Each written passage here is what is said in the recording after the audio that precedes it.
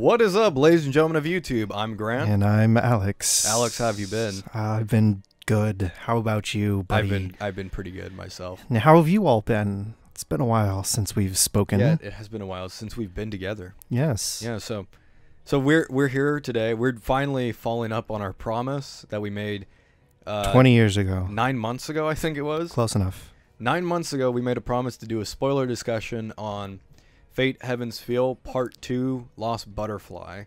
And we were going to wait for the Blu-ray, which we did. And Alex and I, we just watched it. Like 10 minutes ago. Yes. So we're going to talk about our spoiler section. But before we get to the spoilers, I think it's good that let's talk about, like, what did we think of the movie before we get into the spoilers? I liked the movie. I thought it was very engaging, really. Like, it kept you interested throughout the entirety of the movie instead of it just being, you know, fight scenes and stuff like that. I really did enjoy it. Yes. And especially the visuals in it. The visuals were really, really, like, good. Like, you can tell they worked on them a lot. They actually did not. I remember at the premiere they said the people did not get a Christmas because they were working on the movie, which you could definitely tell. Yeah. They put their hearts and souls into it. Every frame of animation is really, really good in this movie. Mm-hmm. And that's something I did discuss when I did our initial review. But you told me that you actually preferred this one over the first movie. Yeah, kind of, really. Because the first movie kind of left me with a bunch of questions that I wanted answered. And then the second movie pretty much answered them all. Yes. And then now the third movie is more of anticipation for what the outcome will be. And yeah, so the third movie comes out in spring. I can't wait to see it. I'm not going to spoil that movie because I do kind of, granted, I don't know exactly what they're going to do because the Heaven's Feel actually has multiple endings. I don't know what they're going to go with. They could go with anything. But I love the movie, as you know, and I do share your feelings. I do like it more than the first movie. And that's not to say that I didn't like the first movie. Yeah, the first movie was enjoyable. It was good. It's not bad. It's not a bad movie. Like, I enjoyed both movies, but I enjoyed the second one more. Yeah, and I agree with that. Like, I think the first movie does a great job of setting up everything, and then the second movie just kind of continues and evolves, where it delves into more darker themes and you know all that. Even though the first movie was dark, but it was, you know, it's the first. It's obviously not going to be the best one. Yeah. So they're not going to pour everything into the first one, but no. I would hope not. Yeah. I would hope not. Then we'd have like a Godzilla kind of movie. Yeah. Where they poured all their eggs in their first movie, and then the next one's like, fuck it. Fuck it. Send it to New York. It's in New York. It's in New York. It's in Boston now. But anyways, yes. So we both love the movie. Let's get into some spoilers. Yes. That's what people really want to know. Yes. All right, let's get to the video. Yeah. All right, we're back.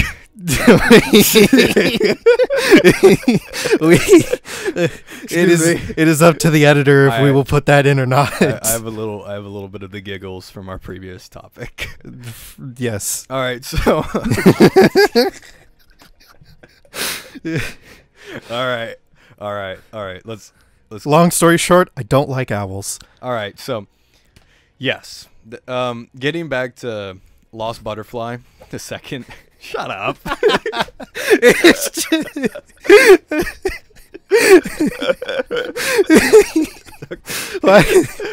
We are going to talk about this movie, aren't we? Good night, everybody. Yeah, good night. See you later. Just support us on Patreon. Okay.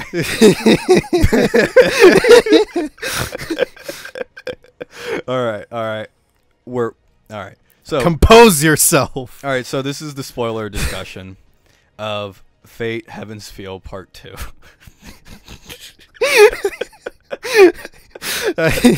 People are gonna think we're high. I'm laughing because you're laughing. Okay, I'm done laughing.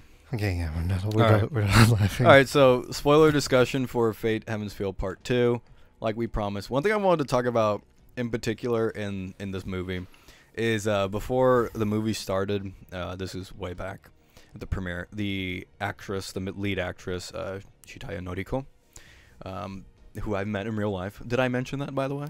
I think multiple times, but yes. I'm not sure if it's on the channel. Anyways, no, it is actually. But she mentioned before the movie started to, pay attention to a few things, and one of the things she said is pay attention to her brother Shinji, because you actually might see a different light in Shinji, and you might actually start to like him and feel sorry for him.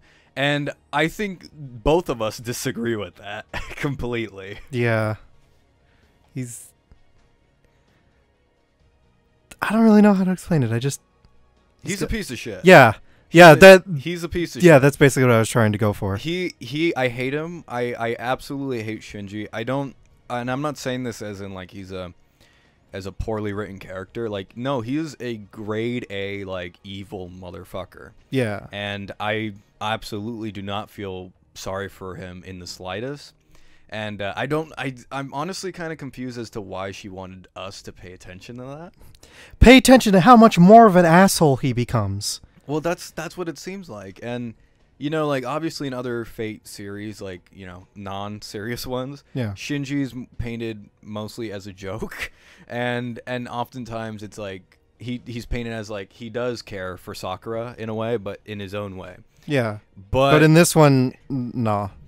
No, and it's like I don't care. Like, he can like and then, like, let's say if in the story, like, it's just like, oh, I was doing this for her own good. Like, I was doing this to contain her. It's like, I still don't give a shit. Yes, I was raping her for her own. I still don't give a shit, because this is a guy who's, like, raped her for one. Yeah. I was raping her for her own good. She deserved it. Yeah. It's like, no, I don't think so. No. Try telling that to the fucking judge. He beats women. He abuses women. He is literally the lowest form of a human piece of actual shit. And he's always bratty. He's always crying. He's like the middle child that doesn't get enough attention. So he's like, guys, look, I killed a cat. Pay attention to me. That is literally his character. And it's like, no, what the fuck is wrong with you? Well, and then he wonders why he gets ignored. Well, what's really funny? When they were selling stills, like the paper stills of, like, the drawings of the characters. Yeah.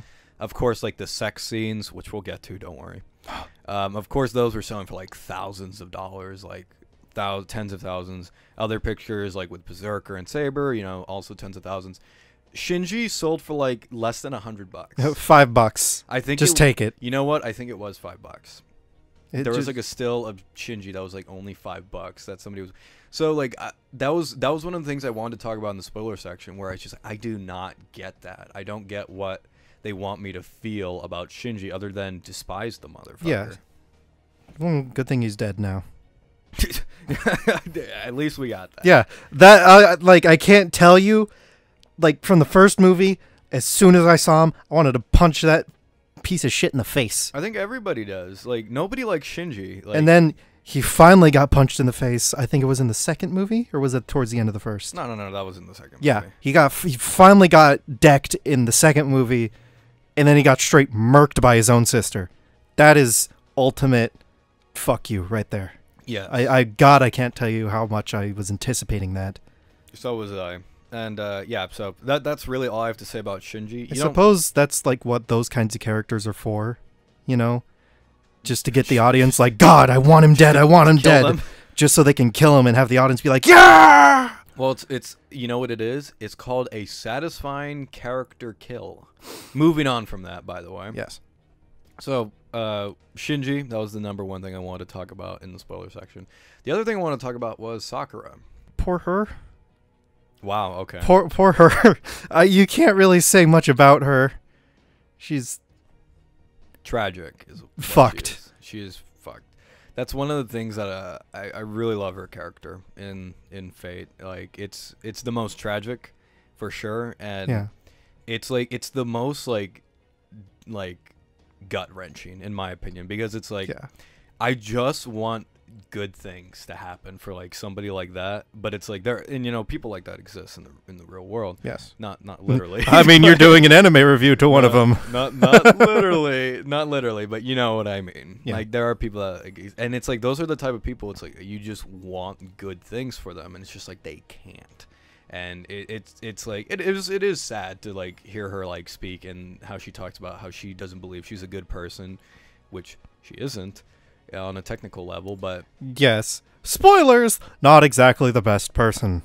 Bad person, devours people without knowing. Although yep. that is I do think that part isn't her fault though. No, none of the stuff that's happening to her is her fault. That's the tentacle shadow thing. It's interesting how her psyche works, and that whatever she wants, it kind of comes true subconsciously. Because she's connected to the Holy Grail, no? Yeah, the Holy Grail. That's what covers the shadow of the Grail. Yeah, the shadow of the Grail that covers her, grants her wishes in a very subtle way. Kind of like how, if you remember in the movie, when she's she goes crazy for a second in the mirror, and she's like, if he gets hurt, he won't have to go out anymore. And then she's like, what was I just thinking about? You remember that part? Yeah.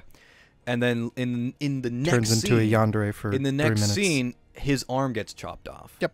It's like, and I've like, it doesn't even mention that either. It's not like it's not like she turns like, I'm gonna chop his arm off. So I'm going to take his arm. No, it's like very subtle. It's like very subtle. Like you hear the like this dialogue, and she's like, "Huh, what was that about?" Oh, hey. And then later on, it's like, "Oh, he gets his arm chopped off," and it's like that's clever. It's clever because it's like it's so subtle you but barely even notice it. Yeah, subconsciously she's trying to like protect him, but like her wish is being granted on like a completely different She level. wishes that they would always be together, but it's getting solved in a twisted way. Yes, and that's what makes it so cool and so interesting, and I like how the story develops from there. It's tragic because everybody wants a girl that just sits down and loves them no matter what, but then you see it in this sense and it's like, oh, well, maybe. Preferably, I wouldn't want a girl like that. Okay, not as batshit crazy, but well, I mean, just as broken as she is, because she is a broken human being. She is not all there, and which actually leads to probably one of my favorite scenes, if not my favorite scene, where she like you're in her dream.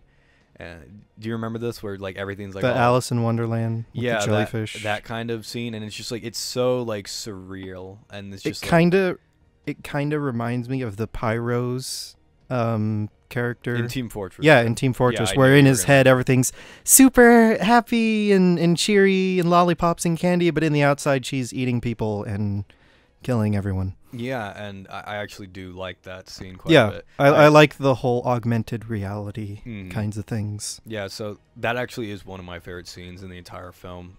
More so than the Saber versus Berserker fight, but I do love that fight scene. Yes.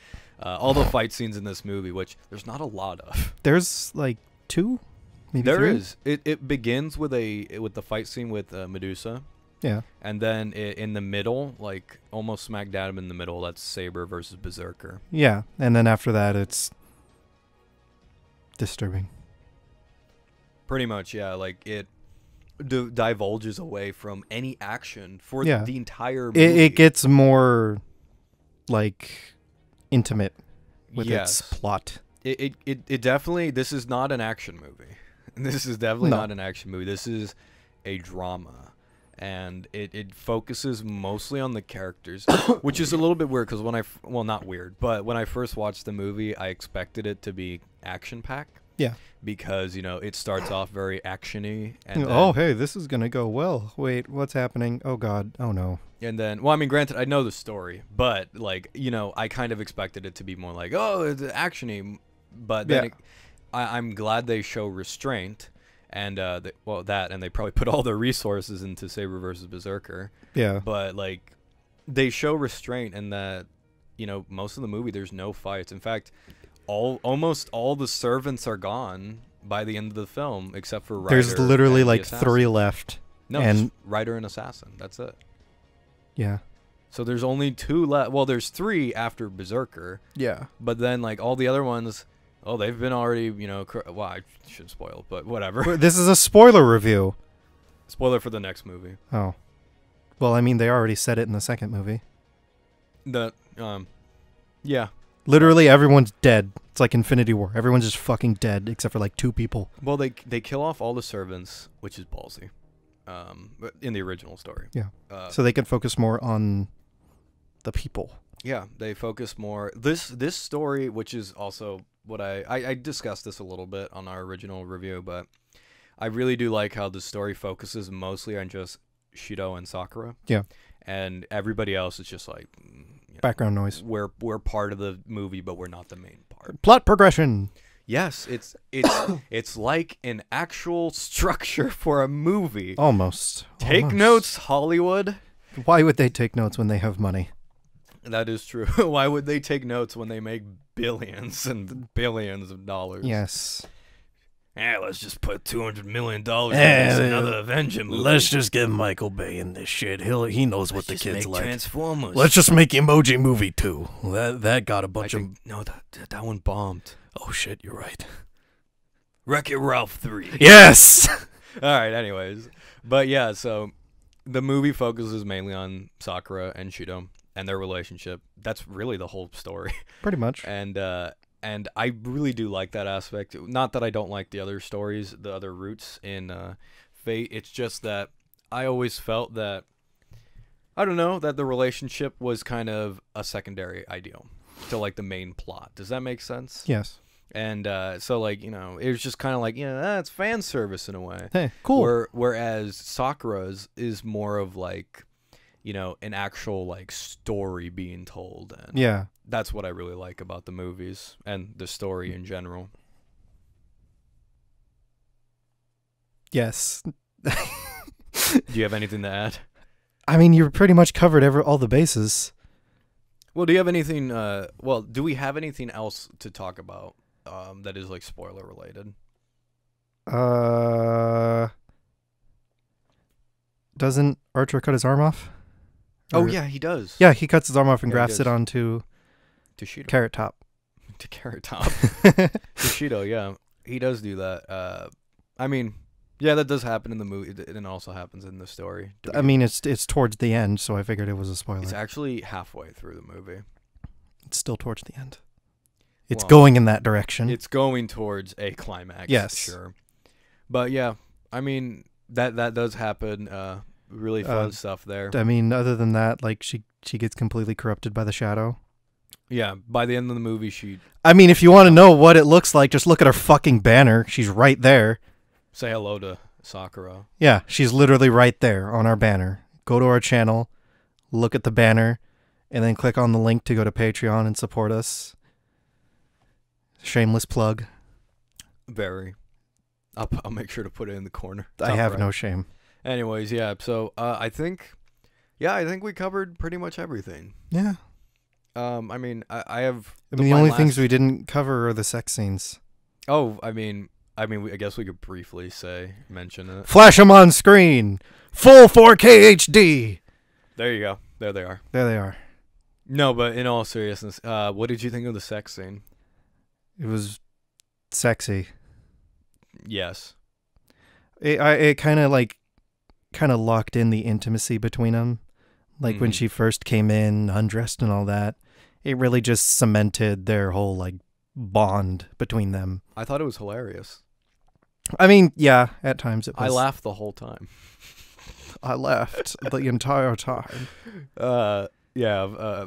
No, I don't find it funny. I found it very great, storytelling wise, and the intimacy between it. It was a very tastefully done scene. My bad. It was, and it's not like a hentai where it's just like.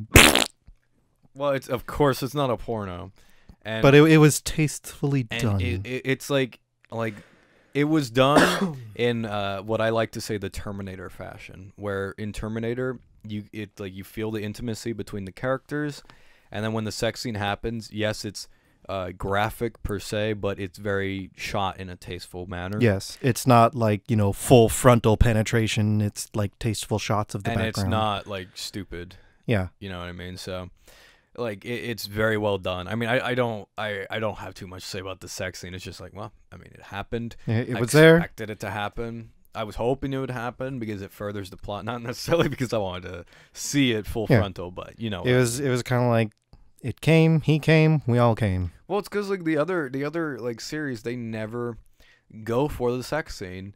Like they always like it's like, oh, there's a dragon. Like they skip it. There's a dragon, or like, oh, look at these fish. Oh, look at the birds. Or the birds just. Or like Rin just like has a pillow like over her chest and she's wearing a bra and she's like, ah! And it's like, can you can do more than this. It's fuck her. Fuck her. You could make it tastefully done, but they never did. They finally did, and that's good. Hopefully we will see more of that in the third movie. Well, I'm excited for the third movie. I mean, that's a given, but yes, I'm pretty sure everyone watching this video is excited for the third movie. Yeah, and I mean, we're excited. You're excited. What are you more excited for, Evangelion or Fate? Fate. Are you sure? I'm really burned out on Evangelion, man. That one whole day, that almost 2 whole days of nothing but Evangelion. Yeah, that was torture. Good God. But yeah, so Fate, can't wait for more. And if you guys are wondering what our thoughts are on Fate Grand Order, we like it. Go check out our previous videos. Go check out our previous videos. We love the show. It's great. Alex and I really like Leonidas' bulge.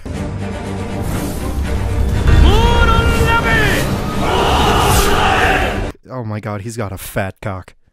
He's got a gay bulge. Boo! Boo! Boo! I gotta work on my puns. It's only boo because I made that joke before and you said it was stupid. No, you didn't? Yeah, I did. All right. It was just off camera, so I can't prove it. So to conclude our conversation, we love the movie. We love the movie. We like the second movie better than the first one. Leonidas has a fat cock, and the sex scenes were very tastefully done. This is going to be the most over-the-place spoiler review. Yeah. But I hope you guys enjoy it. And we'll continue talking about Fate in the next video. In the next video, hopefully. Hopefully. And I personally, I don't know about Grant. I honestly think he kind of hates you guys. But I'm personally looking forward to you guys viewing the other video. I can't wait to talk to you guys again. And I will see you in the next one. Merry Christmas. Merry fucking Christmas.